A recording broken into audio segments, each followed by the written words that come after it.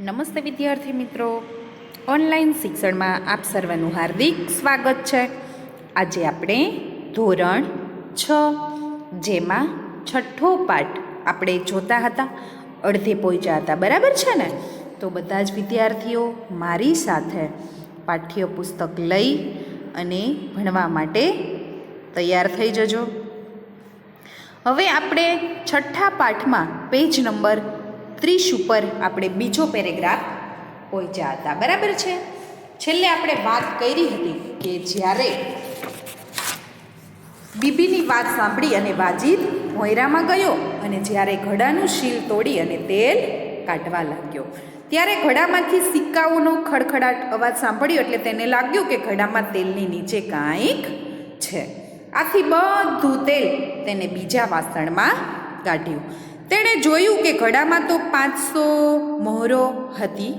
તેણે તે મોહરો પોતાની તિજોરીમાં મૂકી દીધી અને તેલ લાવી અને બીબીને આપી દીધું. બીજે દિવસે તેણે બજારમાંથી નવું તેલ લાવીને ઘડામાં ભરી દીધું અને જેવી રીતે ખ્વાજા અલીએ કહ્યું હતું તેવી જ રીતે તેણે ઘડામાં સીલ કરી અને પાછું ત્યાં ને ત્યાં મૂકી દીધું, બરાબર? આટલે આપણે પહોંચ્યા હતા. હવે આગળ જોઈએ. कुछ दिनों के बाद ख्वाजा मक्का की यात्रा से वापस आए. थोड़ा दिवसों પછી ख्वाजा मक्का की यात्राएથી पाछो આવ્યો. घर में अपना सामान रखकर वह सीधा वाजिद के घर गया और अपनी यात्रा की सारी बातें बताई. ઘરમાં પોતાનો સામાન મૂકી અને તે સીધા જ વાજીદના ઘરે ગયો અને પોતાની યાત્રાની બધી જ વાત તેને કરી. फिर तेल का घड़ा लेकर वह घर आ गया. જ્યારે તેણે તેલનો ઘડો લઈ અને ઘરે પાછો આવ્યો.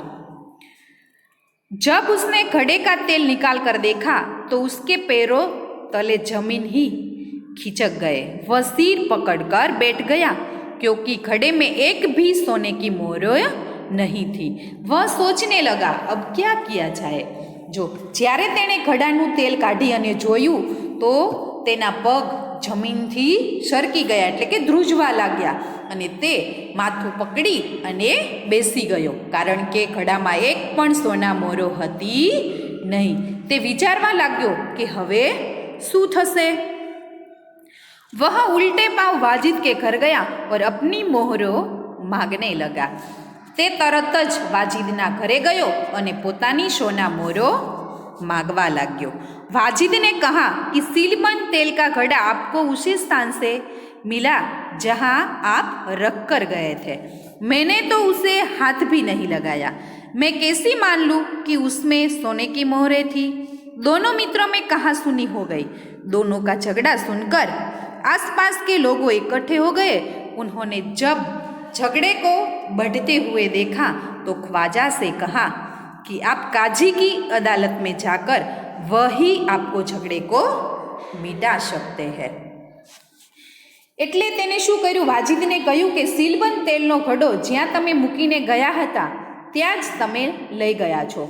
મેં તો તેને હાથ પણ લગાવ્યો નથી. હું કેવી રીતે માની લઉં કે તેમાં સોનો મોરો હતી?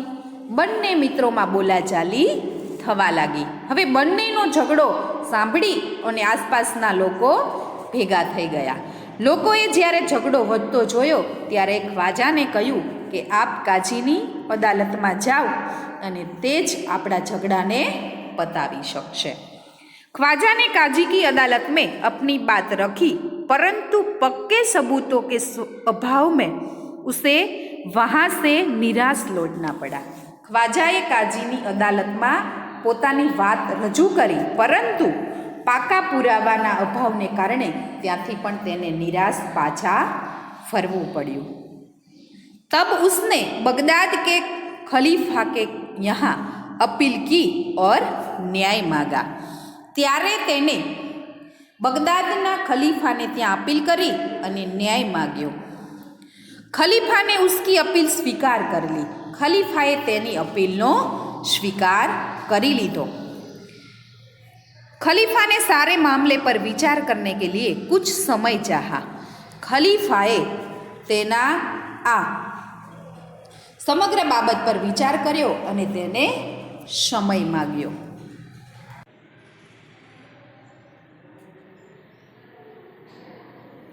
एक सप्ताह बाद का समय सुनाने के लिए दिया गया। ख्वाजा अली वाजिद का किस्सा प्रख्यात हो गया था। શું કીધું કે અપીલનો સ્વીકાર કરી લીધો અને સમગ્ર બાબત પર વિચાર કરવા માટે તેને સમય માગ્યો અને એક સપ્તાહ એટલે કે એક અઠવાડિયા પછીનો સમય સુનાવણી માટે રાખવામાં આવ્યો। ખ્વાજા અને વાજિદનો કિસ્સો હવે પ્રખ્યાત થઈ ગયો હતો। खलीफा एक दिन अपना भेष बदलकर शहर में घूम रहे थे। भेष એટલે કે વેશ। खलीफा एक दिवस પોતાનો વેશ બદલી અને શહેરમાં ફરી રહ્યો હતો। तभी उन्होंने कुछ लड़कों को न्यायालय का खेल देखते हुए देखा। ત્યારે તેને કેટલાક છોકરાઓને ન્યાયાલયની રમત રમતા જોયા। वह छिपकर उनका खेल देखने लगे। તે છુપાઈને તેમનો ખેલ જોવા लाग्यो। उन्होंने लगा कि जो लड़का न्यायाधीश बना है बड़ा समझदार है। તેને લાગ્યું કે જે છોકરો ન્યાયાધીશ બન્યો છે તે ખૂબ જ समझू है। वह जिस तरह न्याय कर रहा है बिल्कुल ठीक है। जे छोकरो न्याय करी रह्यो छे ते बिल्कुल साचो छे। इसलिए उन्होंने उस लड़के को अपने पास बुलाकर उसको नाम पूछा। लड़के ने कहा, मेरा नाम हसन है। खलीफा ने कहा, मैंने तुम्हारा खेल देखा, तुम बहुत समझदार हो। कल हमारे दरबार में आना। શું કીધું તેને કે એને કીધું કે મેં તમારી આ રમત જોઈ અને એટલે મેં છોકરાને પોતાની પાસે બોલાવ્યો અને તેનું નામ પૂછ્યું। છોકરાએ કહ્યું કે મારું નામ હસન છે। ખલીફાએ કહ્યું કે મેં તમારી રમત જોઈ છે, તું ખૂબ જ સમજુ છે, કાલે તું અમારા દરબારમાં આવજે। अगले दिन खलीफा ने दरबार में अली ख्वाजा, वाजिद और हसन उपस्थित हुए।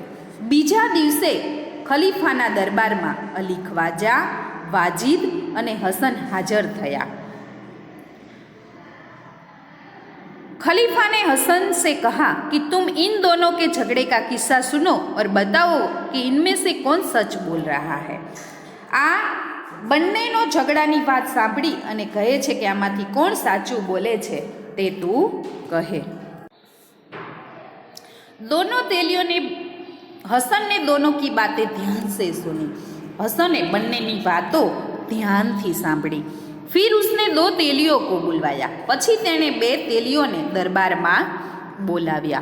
थोड़ी देर में दो तेली आ गए। थोड़ी ज वाરમાં બંને તેલીઓ આવી ગયા। हसन ने उनसे कहा, हसन ने तेमने कहूँ कि आप इस घड़े के तेल की जांच कीजिए और बताइए कि इस घड़े में तेल कितना पुराना है। जांच कीजिए એટલે કે તપાસો કે તમે આ ઘડાના તેલની પરીક્ષા કરો અને બતાવો કે આ ઘડામાં તેલ કેટલા જૂનું છે। दोनों तेलियों ने बारी बारी से तेल को देखा, सूंघा और चखा।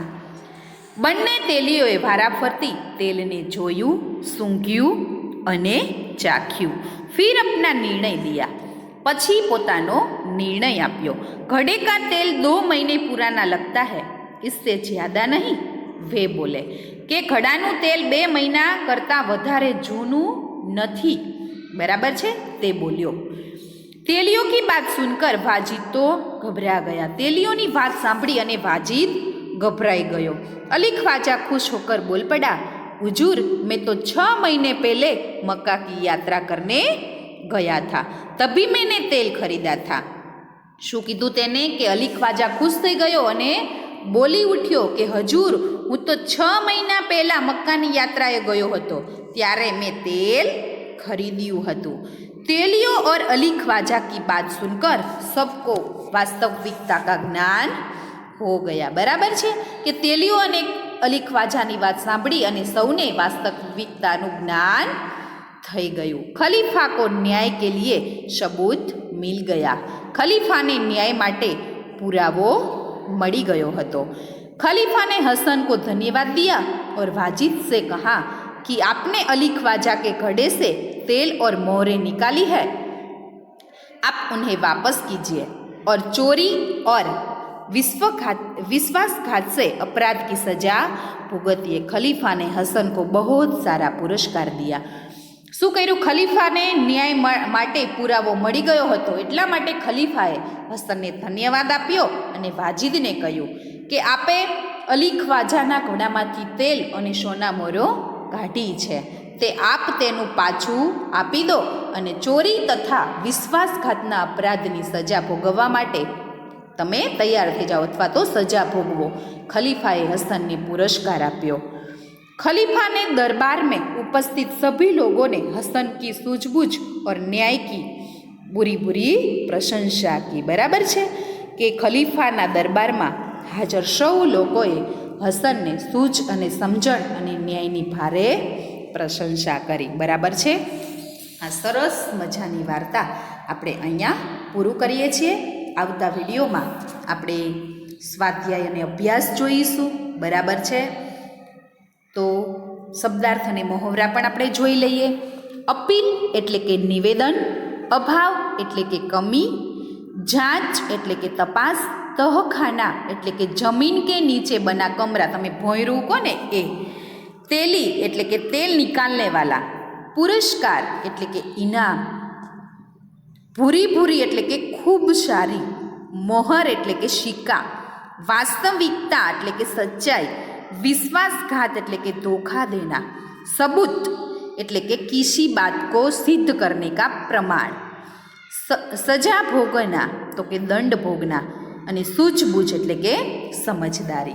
ત્યાર પછી मुहावरे का अर्थ જોઈએ. सिर खुजवालाना એટલે કે सोचना अथवा तो समझ न पाने की क्रिया क्या क्रिया जाए. पैरों तले जमीन खिसक जाना એટલે કે આઘાત લગના. જો તમને આઘાત લાગવો.